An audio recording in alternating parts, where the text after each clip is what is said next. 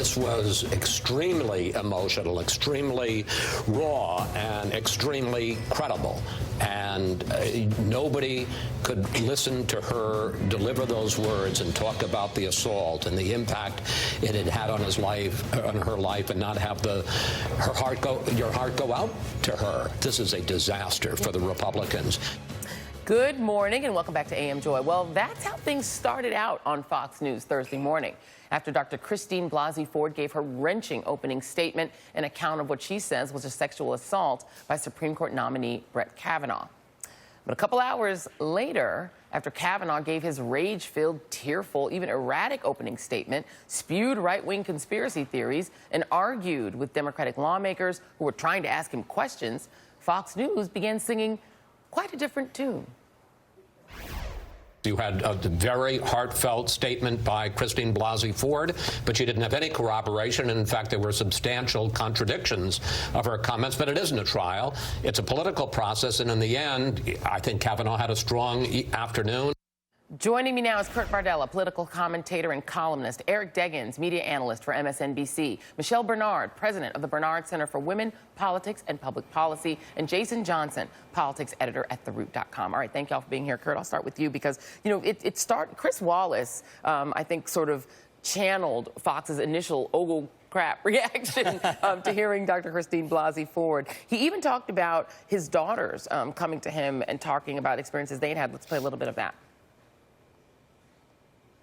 Over the course of this week, like I think a lot of American families, my family, a lot of it on email, has been discussing this and disagreeing and arguing about it. And two of my daughters have told me stories that I had never heard before about things that happened to them in high school and hadn't told their parents.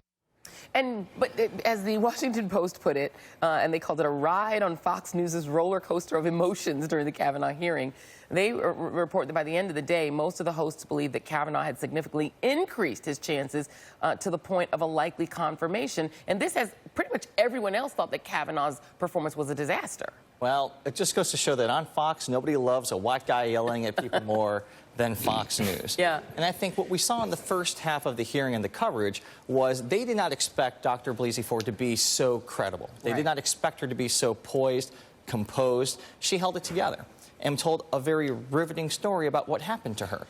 The second half was Brett Kavanaugh going guns blazing, full Trump. This is someone who was called a Bush person who, before our very eyes, became a Donald Trump person.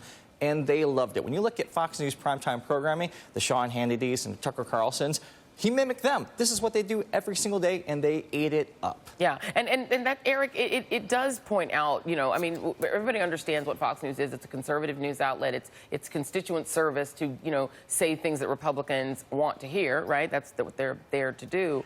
But just the analysis of a Supreme Court nominee, which is a very particular thing. It's not a political office.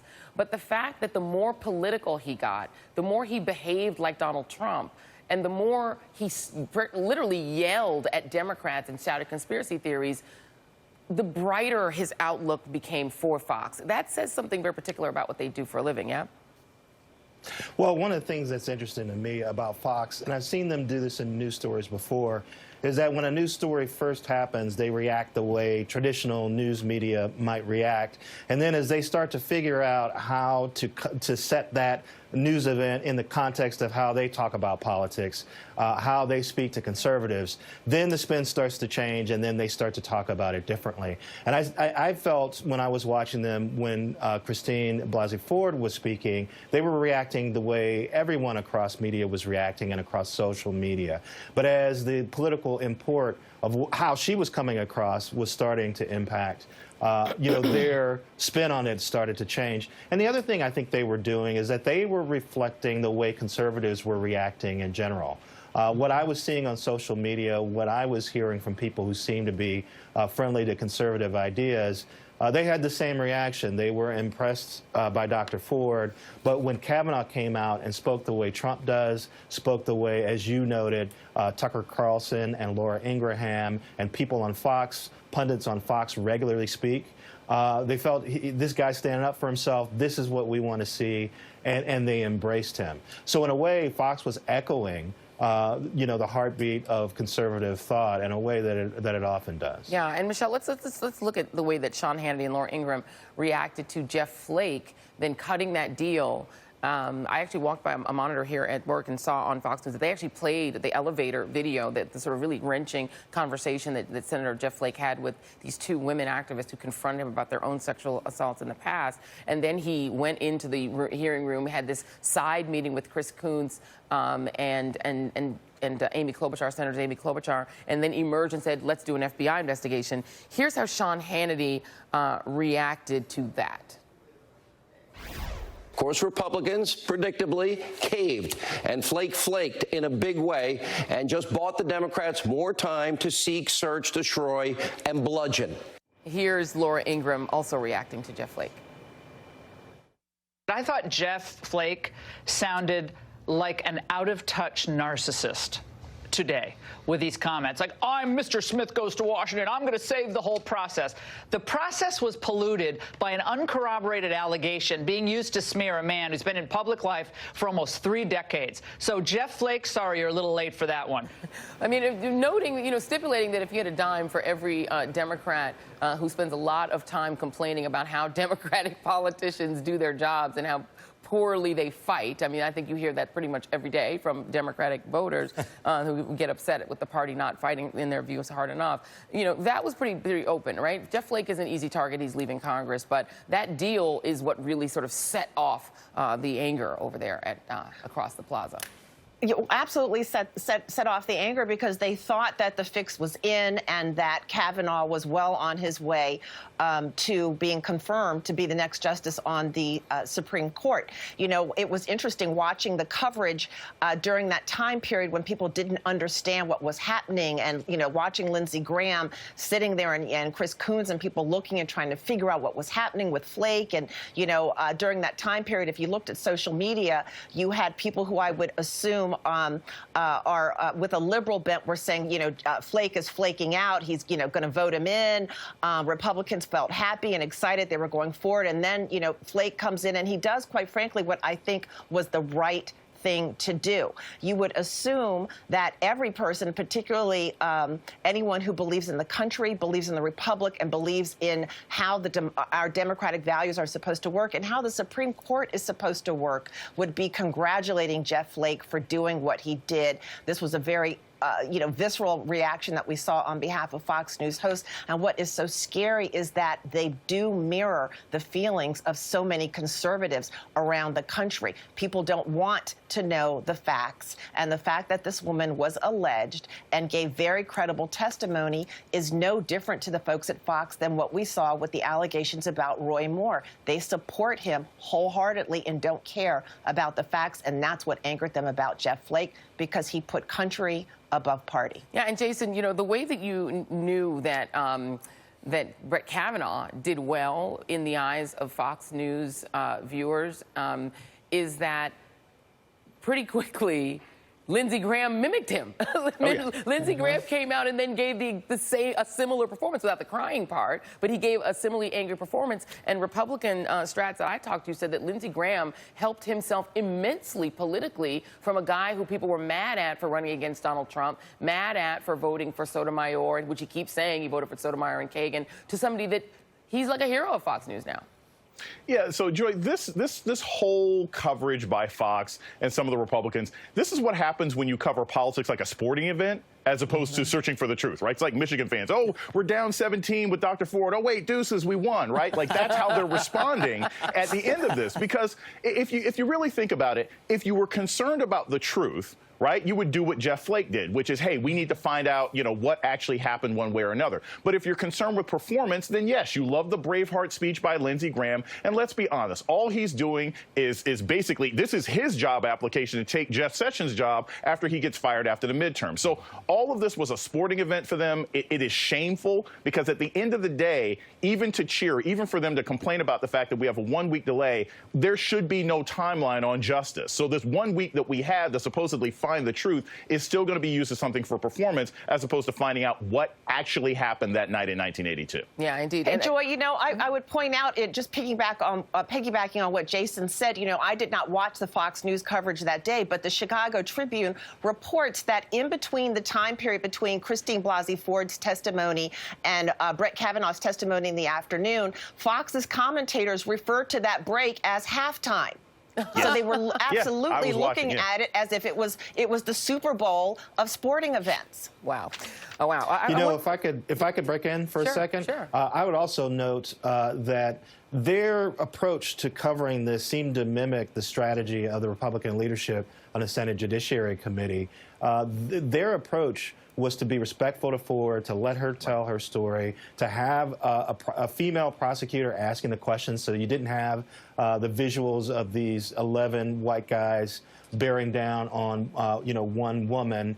And then when Kavanaugh came out and sort of gave them license to be angry, they vented that emotion. Yeah. And so we had a strategy that sort of mimicked what we saw the Republicans on the committee do in terms of handling the entire day's testimony. Yes, quite seamless. So I want to let the panel jump in, and I'll start with you, Curtin, and let everybody weigh in on it, because I think no one kind of summarized the sort of the feeling over there and the pent-up frustration that was unleashed. You heard Lindsey Graham erupt and really sidelined the prosecutor. She was done after they, once we were done with her, and then they all jumped in and did that same thing. But Tucker Carlson, I think, epitomized it the most, because I think he summed up what the beef really is with this idea of raising these accusations against Brett Kavanaugh from that Fox News-oriented point of view. Let's listen.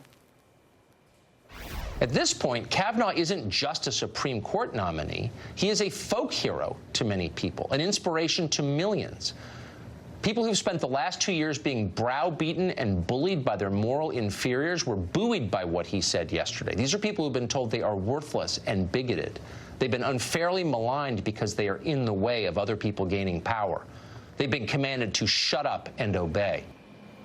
And you saw the picture behind him was white women, but he's really talking about men, right? He's talking about white guys, and he's saying that the white guys aren't going to take it anymore. This is all about the entire orthodoxy of the Republican Party under the Donald Trump era is all about old white guys still wanting their way. And anytime anybody of a different creed, a different faith, a different skin color wants to have a piece of that pie, they get angry and they want to snatch it right back. And that's what we saw play out on Fox News. That's what we saw play out at the hearing with Lindsey Graham's outburst, attacking the senators, attacking the Democratic members in an unprecedented way. It shows that it's not about substance, it's not about truth, it's about make America great again, which we all know means make America as white as humanly possible. And everything that's happened under the Trump administration in this era has been all about empowering white people and telling everybody else to sit down, shut up, and take it. Yeah, I mean, Michelle Bernard, they could have, in the last, 30-something years since Anita Hill, at any time, they could have put one of the women who was elected, or Tim Scott, who's African-American, on the Judiciary Committee. I mean, the choices that leadership makes about who to put on plum committees, and Intel and Judiciary are considered very plum assignments for ambitious senators. They just chose to only have it be white guys. Like, it's not as if it's like a slam on them to say that their committee was all white men. That's just what they chose to do. And now to have that anger erupting and saying, we're not going to take it anymore, we're beleaguered and downtrodden, and, I mean, it was an interesting thing. It was absolutely insane. And, there seems to be ample evidence, whether it's anecdotal or not, that sometimes, the Fox commentators and anchors sort of telegraph to the president what he should or should not do. And I would note that, during that hearing, at least it has been reported widely that Fox anchor Martha McCallum, after watching Christine Blasey Ford testify, said that the Republicans have to be questioning, and I'm paraphrasing here, but they had to be questioning their theory and the way they went about this and having the quote-unquote female prosecutor. And I say quote-unquote because they really could have just referred to her as a prosecutor. But that strategy of having her ask questions, and I want to mention that because I feel like she telegraphed a very important piece of strategy to them, because after the quote-unquote halftime break and when Judge Kavanaugh testified, you'll notice that the prosecutor only got to ask maybe one or two questions. questions. And then all of the members of the Senate Judiciary Committee, the white males, members of the Senate Judiciary Committee, started asking their own questions and testifying and making statements. And I truly believe that if that prosecutor had been allowed to do the job that she was retained to do, methodically and as a lawyer, there would have been evidence, or at least questions that would have been raised by the questions that she posed to Kavanaugh, and they cut it off. And I absolutely believe that it was strategic and it was done purposely. And they listened to Martha McCallum, and people said, we've got a problem here. She can't ask him any more questions. Yeah, it was interesting. And I should if I could break in, I think there's a question about what her job actually was. Yeah. I think her job was to provide cover, not necessarily to unearth facts. But what strikes me about that Tucker Carlson clip that you played, and what troubles me about it, and we've seen Tucker Carlson criticize the idea that diversity is strength, that institutions and our country can be strengthened by our diversity, and this idea that equalizing people, that bringing equality to systems is a zero-sum game, and that white people have to lose in order for, or white men have to lose in order for women and people of color to be equalized. That's a fallacy, and that's what bothers me the most about what we saw in that clip. This idea that diversity doesn't improve us, which just hasn't been proved by any study you look at, and just isn't true. Yep, and it's what Tucker Carlson talks about every night. I should note that among those 11 white guys on the Senate Judiciary Committee, one actually is Hispanic, Rafael Cruz. We know him as Ted.